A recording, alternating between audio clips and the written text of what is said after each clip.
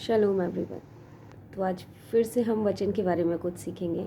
यशायाह 55:10 कहता है कि जिस प्रकार से वर्षा और हिम आकाश से गिरते हैं और वहाँ यूं ही लौट नहीं जाते, वरन भूमि पर पड़कर उपज उग जाते हैं, जिससे बोने वाले को बीज और खाने वाले को रोटी मिलती है।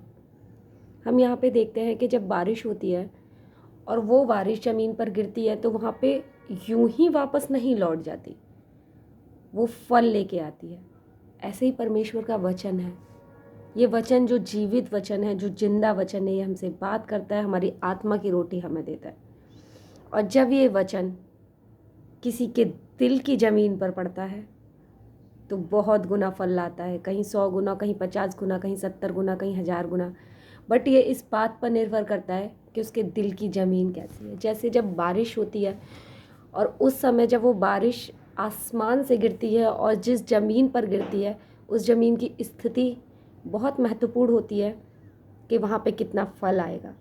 अगर वो ज़मीन नरम है तो वो कई गुना फलेगी, अगर वो कठोर है तो बीज जड़ ही नहीं पकड़ पाएगा और वो फलवंत ही नहीं होने पाएगा। इसी तरह ये वचन है, जब हम वचन को पढ़ते हैं तो हमें अपने दिल को नरम रख के उसको पढ़ना चाहिए। हमें अपने जीवन को नम्रता से जीना चाहिए।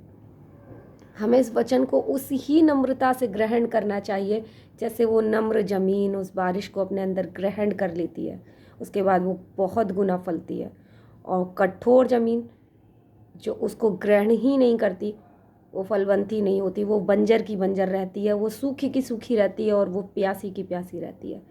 ऐसे ही जब भी हम वचन पढ़ें तो हम पाकरू से मांगें कि पाकरू हमारे दिलों को नरम करें, हम इस वचन को पढ़ के समझने पाएँ और हमारी आत्मा की रोटी हमें मिले, जिससे हमारी आत्मा की ज़मीन बंजर ना रहे, फलवंत होती जाए और इसके साथ साथ वो पवित्र आत्मा के फलों को भी हमारे अंदर उपजाऊ करती जाए, बढ़ाती जाए, लगाती जाए, जिससे हम परमेश्वर के निकट आने वाले बन सकें।